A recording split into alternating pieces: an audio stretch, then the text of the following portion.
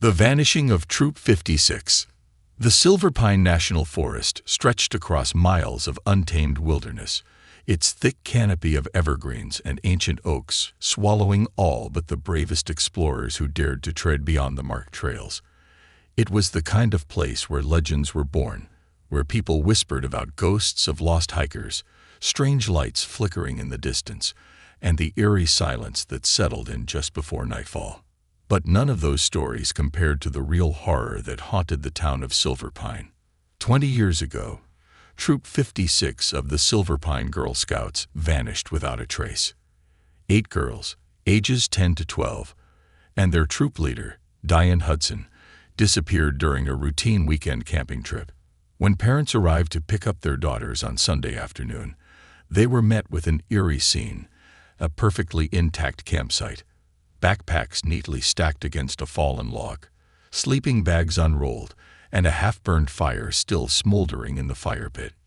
No footprints leading away, no signs of struggle, just silence. Authorities launched the most extensive search in the town's history. Helicopters buzzed overhead, their powerful beams cutting through the dense treetops. Search parties combed every inch of the forest, calling the names of the missing girls. Bloodhounds followed scent trails that led to the riverbank, only to stop as if the earth itself had swallowed them whole. Days turned into weeks, then months.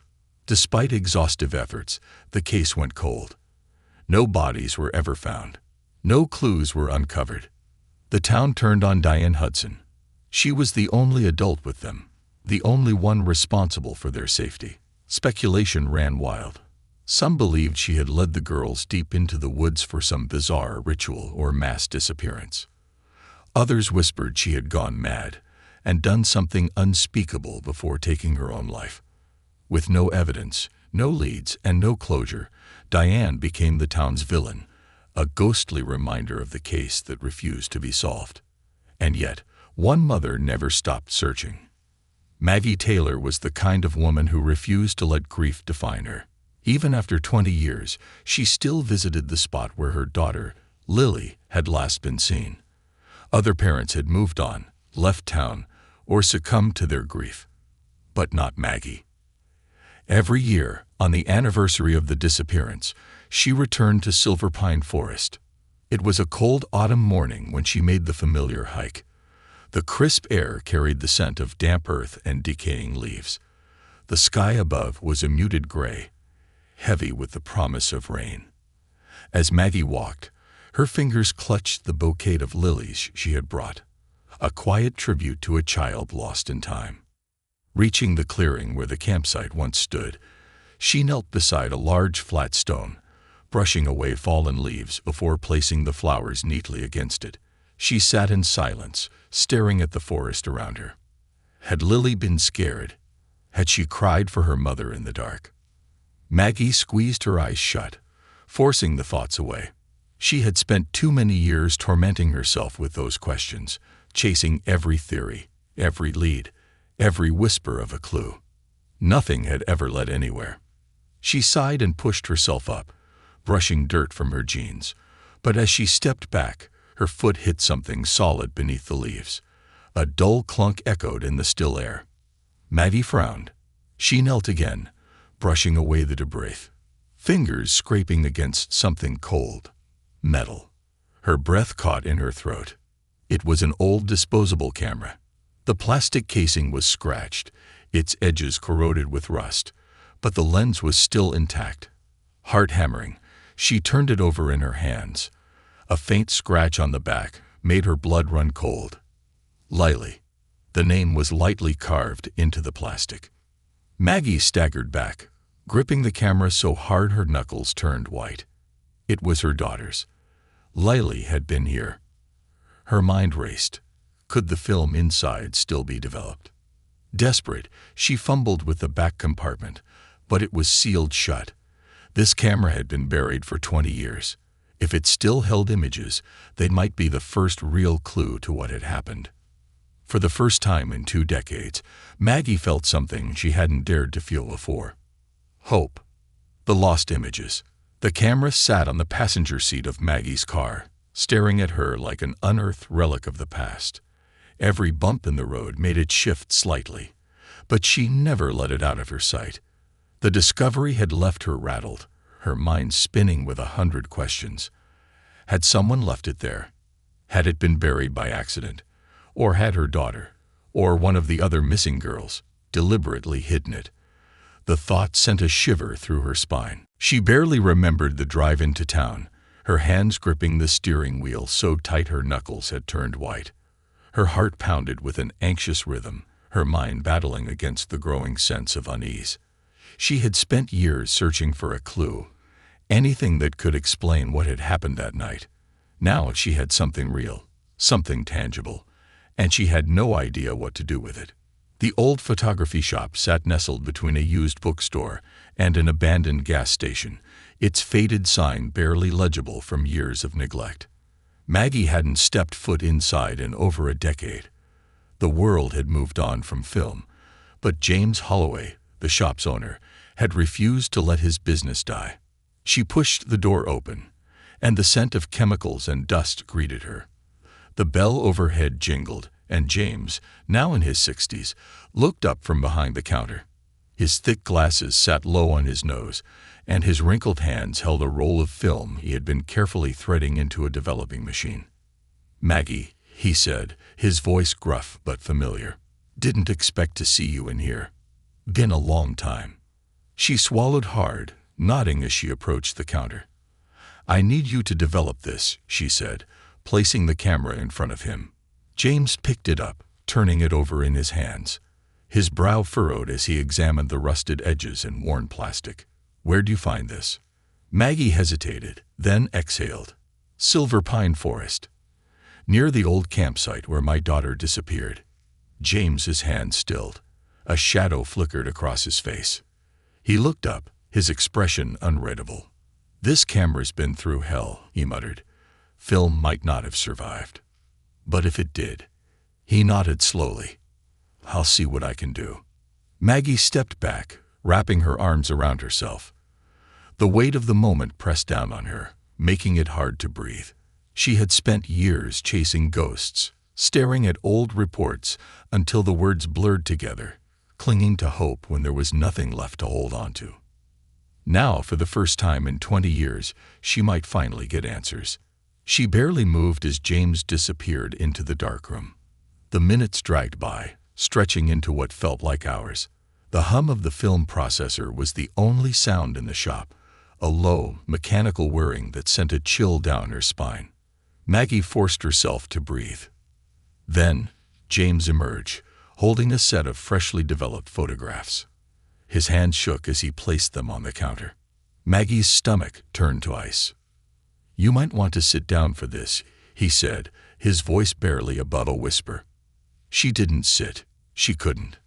Instead, she reached out, fingers trembling, and picked up the first photograph. The image was faded but clear enough to see. 8 young girls sitting around a campfire, smiling at the camera. Maggie's breath caught. Lily was there, laughing, her dark curls tumbling over her shoulders. Beside her, Carrie Lawson held up a marshmallow on a stick mid-laughter. The other girls looked equally carefree, their faces illuminated by the flickering glow of the fire. It was a perfect moment frozen in time. Then she flipped to the next photograph. A hiking trail. The girls were walking in single file, backpacks slung over their shoulders. Diane Hudson stood at the front, pointing towards something in the distance. Then another. The campsite at dusk. The tents were set up neatly, the fire pit still burning. Then another. The girls inside a tent, making silly faces at the camera. Maggie's chest tightened. It was normal. Ordinary. Nothing unusual. Then she turned to the last photograph. Her blood ran cold. The girls were no longer at the campsite. They stood in front of a wooden cabin. A cabin that wasn't supposed to exist. Maggie's pulse pounded in her ears as she scanned the image. The structure was old, its wooden exterior weathered by time. The girls stood in front of it, their expressions strange, not quite smiling, not quite afraid. Diane Hudson stood behind them, her posture rigid, her gaze slightly off-center, as if something out of frame had caught her attention. Maggie flipped the photo over, scanning for any markings. Nothing. No date. No notes. She looked up at James. "Where is this?" James shook his head. "I've lived in Silverpine my whole life," he said. "There's never been a cabin in that part of the forest." Maggie's hands clenched around the edges of the photograph. She knew what she had to do. She needed to find that cabin. The forgotten cabin. Maggie sat in her car outside the photography shop, gripping the edges of the photo so tightly that the paper bent under her fingers. The image burned itself into her mind. The cabin that wasn't supposed to exist. The one that no search party had ever found. The one that had never been mentioned in any police report. Her breath was shallow, uneven. The weight of the discovery pressed down on her chest like an anchor, a suffocating mix of hope and dread. This was it. After 2 decades of dead ends, she finally had something. A real, undeniable lead. But with it came a horrifying question. Why had no one ever mentioned this place? James had been right. The cabin didn't exist in any records.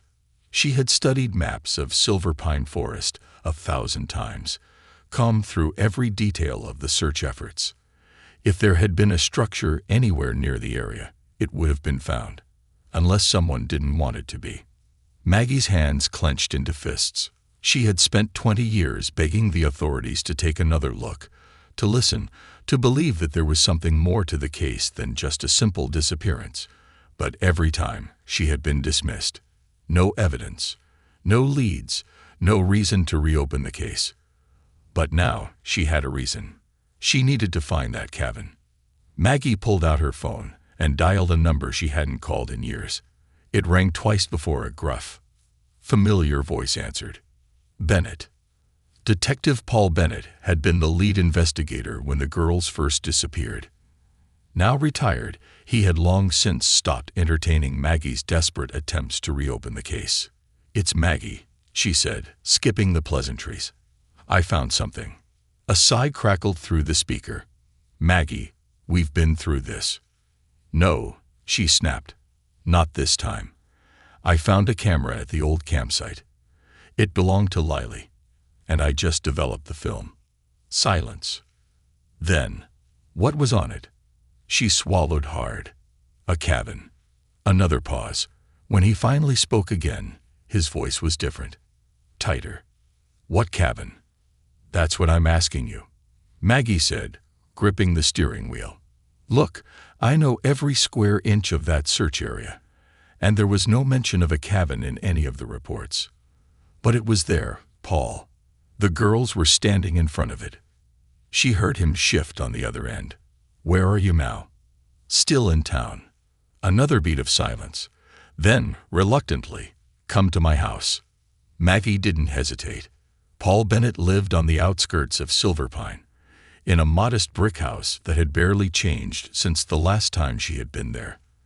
The drive was short, but the tension coiling in her stomach made it feel longer.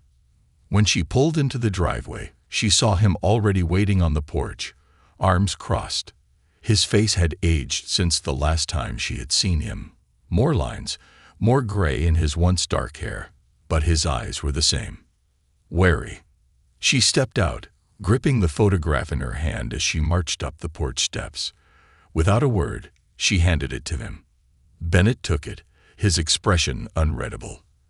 As his gaze landed on the image, his face changed. His fingers twitched slightly, his jaw tightening. It was only a flicker of emotion. But Maggie caught it. "You've seen it before," she said, voice low. Bennett exhaled, rubbing his temple. "No," he muttered. "I haven't." "Don't lie to me," she snapped. "You recognized it." He didn't answer right away. Instead, he studied the photograph, flipping it over, running a thumb along the edges as if testing its authenticity. When he finally spoke, his voice was quieter. "This was never in the reports," he admitted, "because we never found it." Maggie narrowed her eyes. "Did you look?" Bennett met her gaze. "Of course we did. We searched for months, Maggie. Do you think we just missed an entire cabin? Apparently, yes. He sighed heavily, running a hand down his face. If this place exists, someone made damn sure it was hidden. Maggie's pulse quickened. Then we need to find it. Bennett hesitated. Maggie, I'm going, with or without you. He studied her, then exhaled. You're not going alone. The Silver Pine Ranger Station was a small log building nestled at the base of the forest hiking trails. A single radio tower stood behind it, stretching into the sky. Maggie had been here before, many times, in fact, in the years following Lily's disappearance, demanding answers from people who had none to give. Inside, a man sat behind the front desk flipping through reports. His nameplate read Charlie Mendes. He was lean, in his late 60s, with graying hair and sharp, observant eyes. Bennett stepped forward. Charlie. The ranger looked up. A flicker of recognition passed over his face. Paul. Been a long time. Bennett nodded toward Maggie. She needs some information. Charlie's gaze flicked toward her, then back to Bennett. About what? Maggie placed the photo of the cabin on the counter. Where is this? Charlie barely glanced at it before shaking his head. There are no cabins out there. Maggie's patience snapped. She shoved the photo closer. Then explained this. For a split second, something passed over Charlie's face, a flicker of hesitation. It was gone just as quickly, but Maggie had seen it. He knew something. Charlie exhaled, rubbing his temples. Look, he muttered. There used to be a hunting lodge. Way back. Before my time. But it was abandoned 30 years ago. Burned down. Nothing left but foundation and rubble. Maggie's heart pounded. So why wasn't it in the reports? Charlie didn't answer right away. Then, in a quieter voice, he said, because nobody wanted to look too close. A chill ran through Maggie. Why not? Charlie hesitated again, his fingers tapping against the desk. You ever wonder why that case went cold so fast? Maggie's breath caught. Bennett's expression darkened. You saying it was covered up? Charlie's jaw tensed. I'm saying some folks didn't ask the right questions back then, and others didn't want them answered. The room was silent for a long moment. Maggie gritted her teeth. Give me the coordinates. Charlie hesitated. Then, reluctantly, he pulled open a drawer and grabbed an old map. His finger traced the forest's terrain, stopping at an unmarked area. He scribbled down the numbers on a piece of paper and slid it across the counter. Maggie grabbed it. Be careful, Charlie muttered. You're stirring up something that should have stayed buried. Maggie locked eyes with him. That's the problem, she said. I don't bury things. I dig them up.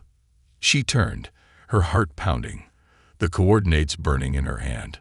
The hunt for the missing cabin had begun. Into the heart of the forest. The wind howled through the towering trees as Maggie gripped the steering wheel, her fingers tense and white-knuckled. The worn map sat on the passenger seat beside her, the hastily scribbled coordinates glowing under the dim yellow light of the dashboard. The road ahead was nothing more than a winding dirt path, the kind that twisted deep into the forest where few dared to go. The further she drove, the more civilization faded behind her. No streetlights, no road signs, just endless trees swallowing the path like silent sentinels. Beside her, Bennett sat quietly, his face etched with something between concern and exhaustion. He hadn't spoken much since they left the ranger station, but his mind was clearly racing. Maggie could see it in the way he kept rubbing his jaw, his gaze flickering toward the trees as if expecting something, or someone, to emerge from the shadows. You ever get the feeling we're walking into something we can't come back from? He muttered, his voice barely audible over the hum of the engine. Maggie didn't take her eyes off the road. I've had that feeling for 20 years, Paul. I stopped caring a long time ago. Bennett sighed, shifting in his seat. That's what I'm afraid of. Maggie ignored him, her focus locked on the path ahead. The coordinates led to a remote section of Silver Pine Forest, miles from any official trail or mapped campsite. She had spent years studying every search grid, every documented path the investigators had covered, and this location had never been on any of them. It was like the cabin had been deliberately erased from existence. Her headlights flickered across something up ahead, a rusted, broken-down gate barely clinging to its hinges.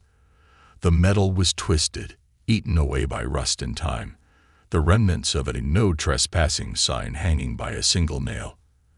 The gate was clearly ancient, but what unsettled Maggie most was the way it had been forcibly torn open, the metal frame bent outward as if something had broken through.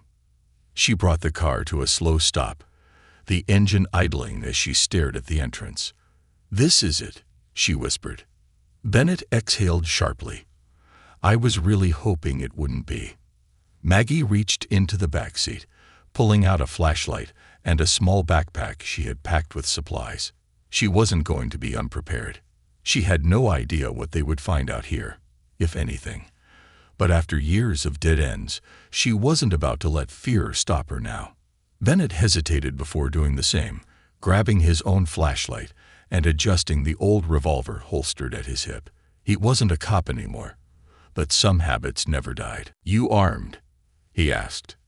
Maggie gave him a sideways glance. "Should I be?" Bennett exhaled, shaking his head. "I don't know, but if there's something out here, I'd rather not find out the hard way." Maggie didn't respond. Instead, she stepped out of the car and into the cold embrace of the forest. The wind whistled through the trees, rustling the dry leaves that crunched beneath her boots. The forest was darker here, the thick canopy blocking most of the moonlight. Every sound felt amplified. The distant hoot of an owl, the snap of a twig somewhere in the distance. She lifted her flashlight and aimed it toward the barely visible remnants of an old trail beyond the broken gate. The dirt path was overgrown with vines and weeds, as if the forest itself had tried to reclaim it. But it was there. Someone had walked this way before. "Let's go," she said, stepping forward. Bennett followed without another word. The hike was brutal. The trail was uneven, littered with fallen branches and loose rocks. The cold air bit at Maggie's skin as they pushed deeper into the trees, the path winding through dense undergrowth that clawed at their clothes like grasping fingers. The further they went, the more oppressive the air became. It felt heavier here, thicker, as if the forest itself was holding its breath. At one point, they found a half-buried wooden post, old, rotted, barely standing. Maggie crouched down, brushing away the dirt with her hands. Faded lettering was still visible, carved deep into the wood. Private EPRPRT. No ENTRI. But the most chilling part was what lay beneath it, the remnants of a metal chain, rusted and snapped, as if it had once been used to block off the path. Someone had wanted to keep people out. Or keep something in. Bennett knelt beside her, his brow furrowing. "Someone built something out here," he murmured. Maggie's fingers clenched into fists, and they didn't want anyone to find it. They continued in silence, their flashlights cutting through the thickening darkness. The trail twisted and turned, leading them deeper into uncharted territory. And then, after nearly an hour of trekking through the woods, they saw it. Maggie stopped dead in her tracks, her breath catching in her throat.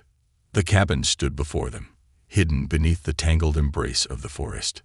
It was old, weathered, and barely standing, its wooden frame warped from years of neglect. Thick vines crawled up the sides, their tendrils creeping over the rotting planks like skeletal fingers. The roof had partially caved in, leaving jagged holes where moonlight spilled through. But despite the decay, despite the passage of time, it was the same cabin from the photograph. Bennett muttered a curse under his breath. "Jesus." Maggie barely heard him. Her heart pounded violently in her chest as she stepped forward, her flashlight beam sweeping across the structure. This place had been here the whole time. How had no one found it? Had it been hidden on purpose? The door was slightly ajar, the wood splintered near the handle. Maggie hesitated only for a second before reaching out and pushing it open. The door creaked loudly as it swung inward, revealing the dark interior of the cabin. The stench of decay hit her first, a foul, sickly sweet scent that made her stomach churn. The air inside was stale, untouched for years. Dust hung in the beams of their flashlights like floating specters, disturbed for the first time in decades. Maggie stepped inside, the wooden floor creaking beneath her weight. Her breath came in short, uneven gasps as her light swept across the room. A wooden table sat in the center, its surface warped and cracked. Along the far wall, something metal glinted under the dust. Bennett's flashlight landed on it, a rusted metal chain, bolted to the wall. Maggie's pulse spiked. It was long enough to restrain someone.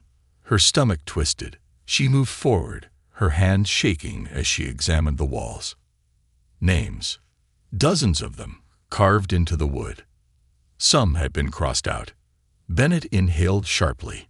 Jesus Christ. Maggie ran her fingers over one of the names, tracing the deep grooves.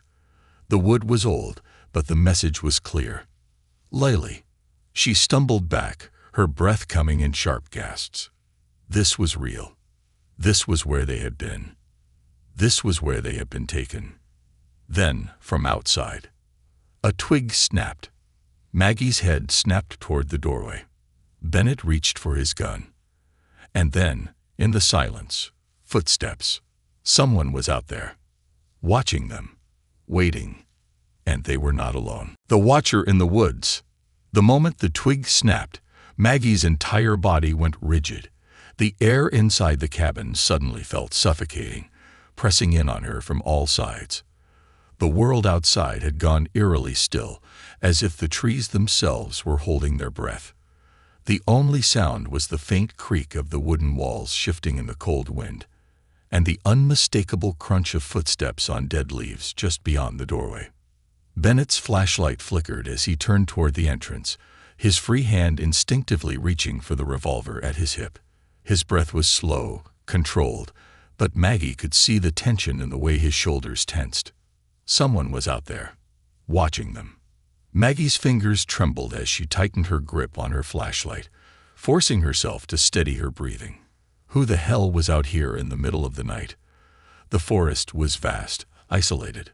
There was no reason for anyone to be in this part of Silverpine, unless they knew what lay hidden deep within the trees. Unless they had a reason to keep people away.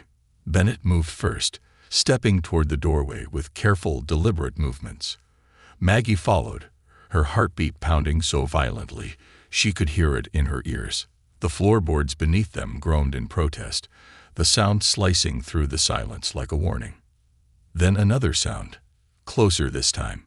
A soft shuffle, like someone shifting their weight, just outside the cabin. Bennett raised his gun. Who's there?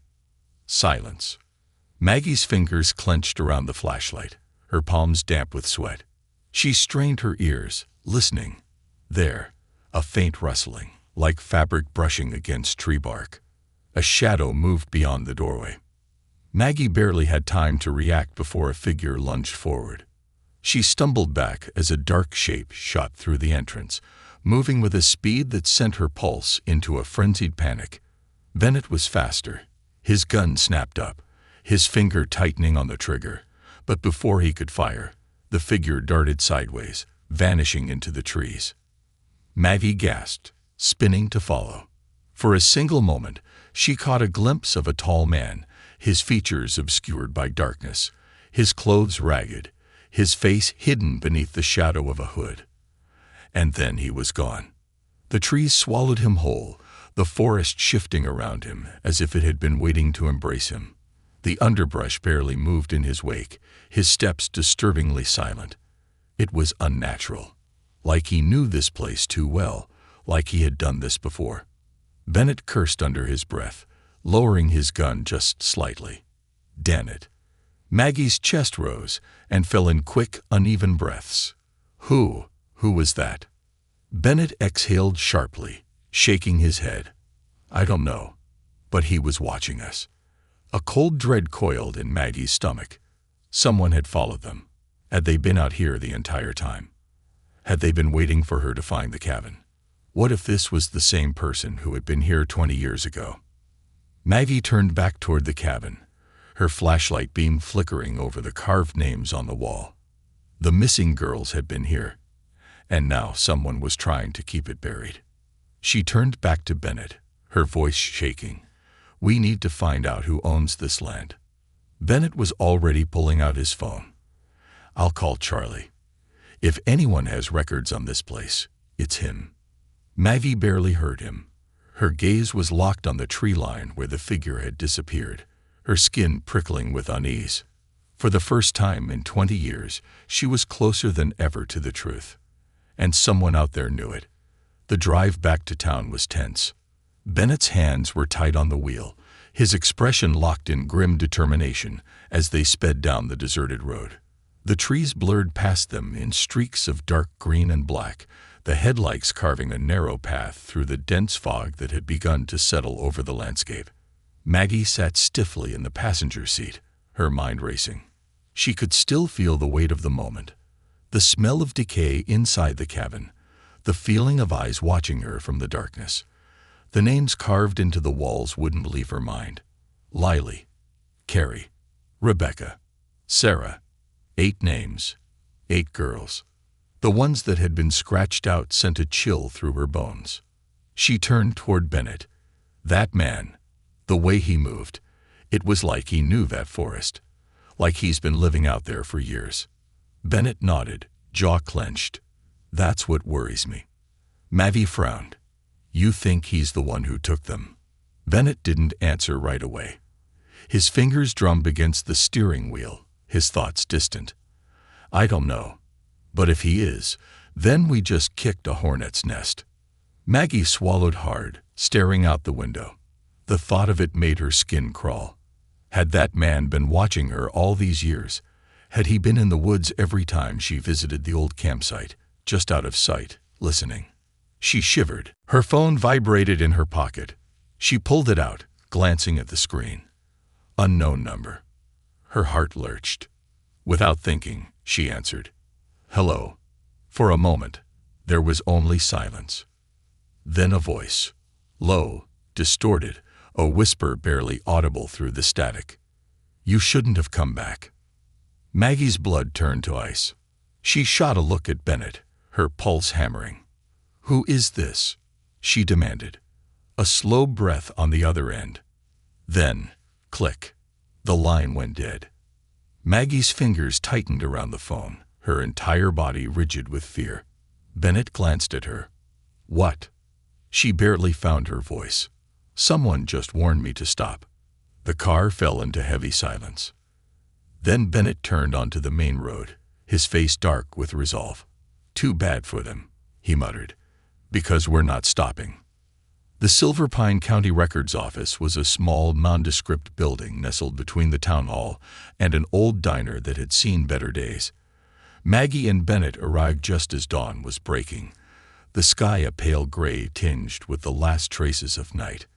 Inside, a tired-looking clerk in a faded cardigan barely glanced up as they approached the counter. Bennett pulled out his badge, not technically valid anymore, but old habits died hard. "We need to see land records for Silver Pine Forest. Anything on private ownership." The clerk frowned. "That's restricted access. You'd have to go through the county office." Bennett's expression didn't change. "You can either get us the files, or I can go wake up a judge and make this official." The clerk exhaled through her nose, unimpressed, but too tired to argue. With a sigh, she turned to her computer, typing in a few commands. A few moments later, she frowned. "That's odd." Maggie leaned forward. "What?" The clerk squinted at the screen. This land was sealed under restricted records almost 20 years ago. No owner listed, no sale history. Just locked. Bennett's face darkened. "Sealed by who?" The clerk hesitated. Then she turned the screen toward them. A single name stood at the bottom of the record. John Wills. Maggie's breath caught. Bennett swore under his breath. That son of a bitch. John Wills, the former police officer who had dismissed Daniel Graves' report, the man who had silenced the only witness to the crime. Maggie's fingers tightened. They were about to find out exactly what he had been hiding. And this time, there would be no more cover-ups. The final truth. Maggie sat in the dimly lit living room of Paul Bennett's house, her hands clenched into fists on the worn coffee table between them. The air inside felt thick, heavy with the weight of everything they had just uncovered. The cabin was real. The missing girls had been there. And now, John Will's name was on the sealed land records. Everything pointed back to him. The bastard had buried this case 20 years ago, and now Maggie knew why. He wasn't just covering for someone. He was part of it. Bennett paced the room, his jaw tight, his mind racing. John Wills was a decorated officer. He had the authority to suppress evidence, redirect the investigation. But this, sealing land records, that's beyond just shutting down a case. He was protecting someone. Maggie exhaled sharply, running a hand through her hair, or protecting himself. Bennett's pacing stopped. You think he was involved directly? She nodded. He was there, Paul. The only reason to erase that land from the records is if he didn't want anyone to ever go looking for it. Bennett's eyes darkened, which means that cabin, it wasn't just a place the girls were taken to. It was something more. Maggie swallowed hard. A prison, a hunting ground, a place for something even worse. A nauseating thought churned in her gut, but she pushed it down. Bennett reached for his coat. We're bringing Wills in. Maggie stood, grabbing the car keys. Not to the station. He'll lawyer up, make some calls, shut this down again. We go to him directly. Now. Bennett didn't argue. He just nodded. They had wasted 20 years waiting for the truth. They weren't going to wait any longer. John Will's house sat on the edge of town, tucked behind an overgrown fence. It was a one-story, worn-down relic of the past, the paint peeling, the windows covered in thick curtains. There were no cars in the driveway, no signs of movement. Maggie and Bennett stepped out of the car, the gravel crunching under their feet. The air was cold, the sky overcast with thick clouds that swallowed the sunlight. Maggie's pulse pounded as she marched toward the door. Bennett knocked hard. John Wills. Open up. No answer. Maggie knocked again, harder this time. We know about the cabin. Silence. Bennett cursed under his breath, glancing at Maggie before trying the doorknob. It turned easily. Unlocked. A warning bell went off in Maggie's mind. Bennett pushed the door open slowly, his hand resting on the gun at his hip. The house was dark inside, the air thick with the scent of dust and something else, something faintly metallic. They stepped in cautiously. The place was a mess. Newspapers stacked in uneven piles. Dirty dishes left untouched in the sink. The furniture was old, stained, barely used. But the worst part was the bulletin board. Maggie's breath hitched. Pinned across the entire wall were dozens of old photographs. Photos of the missing girls. The images were worn, yellowed from age, taken at different points before their disappearance. There were pictures from the camping trip itself, some of them almost identical to the ones Maggie had developed from Lily's camera. But then, a different set of pictures. Pictures of the girls inside the cabin. Maggie's stomach lurched. The photos showed the same wooden interior she had seen with her own eyes, the walls with the carved names, the rusted chains in the corner. The girls were standing, sitting, some staring directly at the camera, but their expressions had changed. The joy was gone. They looked nervous, confused, trapped. And in the last photograph, Diane Hudson was with them.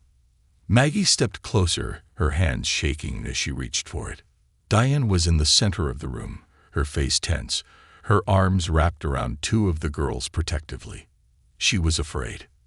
Maggie turned toward Bennett, horror twisting inside her. She wasn't their captor. Bennett exhaled sharply.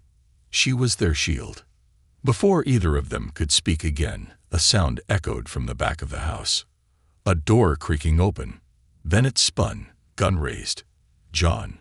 No response. Maggie swallowed hard. Something's not right. Bennett moved toward the hallway, his boots silent against the wooden floor. Maggie followed, her hands clenching into fists. The hallway was dark, the only light coming from the half-open door at the end. Bennett pushed it open. Maggie staggered back. John Wills was sitting in an old recliner, his head slumped forward, his hands resting in his lap. His chest wasn't moving. A bullet hole was visible just above his left ear. The blood had dried. He had been dead for hours. Bennett cursed, lowering his gun. Damn it. Maggie's pulse was racing. Someone had killed him. Someone who knew they were getting too close. She turned, scanning the room, looking for any sign of who had done this. And then she saw it. A small folded note on the table beside him. She reached for it with shaking hands. 2 words were scrawled across the paper in jagged, rushed handwriting. "He's coming." Maggie's blood ran cold. Bennett stiffened beside her. "Who the hell is he?" A sharp bang echoed from outside. A car door slamming. Maggie's breath caught. They weren't alone. Bennett's gun snapped up instantly, and Maggie felt her own body go into autopilot, her fight-or-flight instincts screaming run. Then, footsteps. Slow, deliberate. Maggie's heart pounded as she turned toward the front window. A man stood in the driveway. Tall, thin. His clothes were tattered, his face obscured beneath the shadow of a hood. The same man from the forest. He tilted his head slightly, his body unnaturally still, as if studying them through the glass. Then he smiled. A slow, twisted grin that sent a deep, primal terror slicing through Maggie's chest. He knew they had found the truth. And he wasn't done yet. Bennett grabbed her wrist, pulling her back toward the hallway. "We need to move. Now." Maggie forced herself to breathe, forcing her legs to move as adrenaline flooded her veins. She didn't know who he was. She didn't know how deep this ran. But she knew one thing. He had been waiting. And now, the hunt had begun. The monster in the dark. Maggie's pulse roared in her ears as the man in the driveway took a slow, deliberate step forward. The smile never left his face. It was the kind of grin that wasn't meant for comfort. It was a warning. Bennett yanked her backward into the hallway, his grip firm. "We need to go. Now." Maggie barely processed his words before another sound sent a fresh wave of terror slicing through her chest. The soft click of the front door unlocking. Her breath caught. No one had touched the knob. It had been locked when they came in. But now, it wasn't. Bennett's eyes darkened. "Back door," he whispered, his voice low, urgent. Maggie nodded, forcing herself to move. They turned down the hall, moving quickly, her heart hammering against her ribs. The house was small, cluttered, but they had been inside long enough to memorize the layout. Bennett reached for the handle of the back door. It wouldn't budge. His face twisted with frustration. "It's jammed." Maggie's panic swelled. The front door had unlocked by itself. The back door wouldn't open. The bastard was playing with them. From the living room, the soft creak of the front door opening made her blood run cold. Maggie turned sharply, glancing back down the hall. A shadow moved inside. He was in the house. She grabbed Bennett's arm. "We have to fight." He didn't argue. His grip tightened around his gun, his body shifting into a defensive stance. Maggie clenched her fists, every muscle in her body screaming for action. The house was silent. The kind of silence that wasn't natural. Then, footsteps. Slow, unhurried. The man moved like he had all the time in the world, like he had done this before, like he knew exactly how this was going to end. Maggie's breathing turned shallow. Then his voice. Low, quiet, almost amused. "I was wondering when you'd come looking." Maggie's stomach twisted. He was expecting her. Bennett didn't hesitate. He stepped forward, gun raised. "Get on the ground. Hands where I can see them." The man chuckled. It was a sound that made Maggie's skin crawl. And then he took another step forward, just enough for the light to catch his face. Maggie's breath caught. He wasn't old. He wasn't young. He was somewhere in between, his features sharp and angular, his hair dark with streaks of gray. His clothes were dirty, torn at the seams, but his eyes were the worst part. They were hollow, empty, like he wasn't human at all. "I've waited a long time for someone to find me," he murmured, "but I was hoping it wouldn't be you, Maggie." She staggered back. Her name. He knew her name. Bennett's grip on his gun tightened. "Get on the damn ground." The man didn't move, didn't blink. Instead, he tilted his head. "Tell me, Maggie," he whispered, "do you think she remembers you?" The words hit her like a fist to the chest. Her mind screamed no. He couldn't mean. But deep down, she knew exactly who he was talking about. Lily. Maggie lunged, her entire body acting on instinct. She grabbed the nearest thing she could, a heavy glass paperweight from a side table, and swung. The man barely flinched as the object smashed into his face.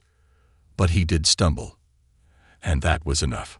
Bennett moved instantly, slamming into him with his full weight, knocking him back into the wall. The impact rattled the entire house. The man let out a grunt, his grin faltering for the first time. Maggie didn't stop to watch. She turned, sprinting toward the front door. They had to get out. Bennett was right behind her. They made it to the car in seconds.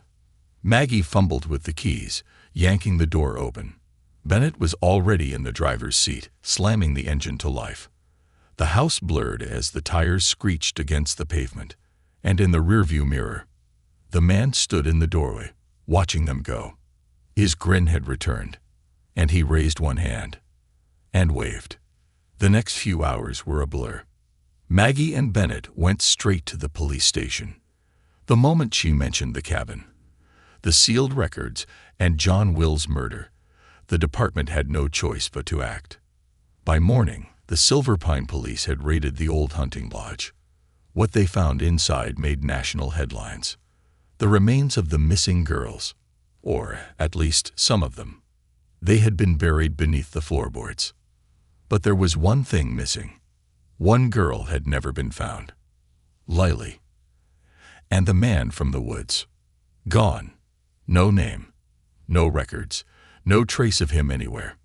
It was as if he had never existed. 1 week later, Maggie sat at the hospital bedside, her fingers gently wrapped around her daughter's hand. Lily was thin, too thin. Her skin was pale, her dark hair tangled, but she was alive. Her eyes, once so bright and full of life, were dull now, haunted by years of unimaginable torment. But she was there. She had survived. Maggie's voice trembled. "I found you, baby." Lily didn't respond right away. She stared at the ceiling, her breaths shallow, her expression unreadable. Then, finally, a whisper. "He's still watching." Maggie's heart stopped. She swallowed hard. "Lily, who is he?" Her daughter's fingers tightened around hers. Her voice was barely audible. "The man who never sleeps." Maggie's skin went cold. She turned toward the hospital window, toward the parking lot below. And for a single, fleeting moment, she saw a figure standing beneath the street lamp. A man, tall, still, watching, smiling. And then, he was gone.